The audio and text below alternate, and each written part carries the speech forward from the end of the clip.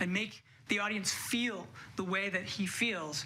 I think that, to me, I hope is what's different about what we're doing, is to try and do it in exactly that sort of manner. And then, of course, the other things that are from the earlier history of the comics, like him being the world's greatest detective and how he got there. You know, those things have been touched on, but I don't know that they've been as central to the plot as they are in this particular show. And so I would say that that kind of sort of Sunnian shadow side, that sort of version of it is very much connected to that vision from Darwin Cook, from Ego. Yosef from Bolivia says, which non-Batman movie were Matt Reeves, yours, inspiration for the Batman? Oh, well, because the movie is a detective story, because it is a thriller in the sort of cop world, and because it's about corruption, we're treating this Batman story as if this is that.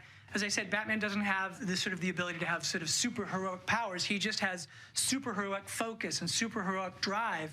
And so, for me, it was a key one, because Chinatown, Jake Gittes, in investigating that sort of the series of crimes that were part of that story, he discovers the depth of corruption in Los Angeles. And so in that way, it's like a classic noir.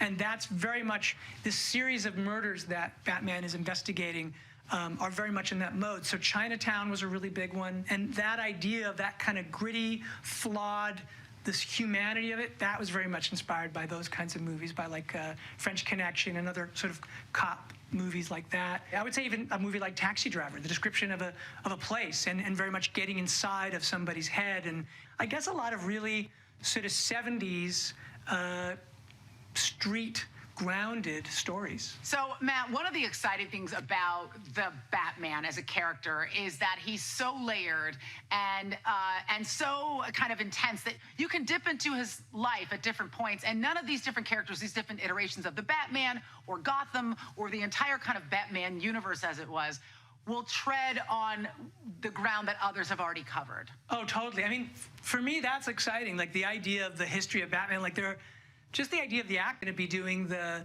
new Justice League cut of his that he didn't get to do originally, and now he's getting to do it, and I can't wait to see that. So for me, the idea that there are sort of, first of all, to be a part of history like that is an incredible thing. And I do think that that's one of the things. It's kind of like the comics, you know. When you look at the comics, there are so many iterations of Batmans. There are so many different people's Batmans. There's Neil Adams' Batman. There's, you know, of course, there's Bob Kane and Bill Finger's Batman, and there's Frank Miller's Batman. There's so many Batmans. Joys of being in the kind of comic book world is to try and say, hey, what can we do to put our spin on this so that people can find a new way of looking at that character that they love? I remember when the Dark Knight graphic novels came out when I was a kid, what a radical departure that felt like, how exciting that was. Oh my God. But it didn't erase all the ways that I had connected with that character previously. It just made the way that I could come here and not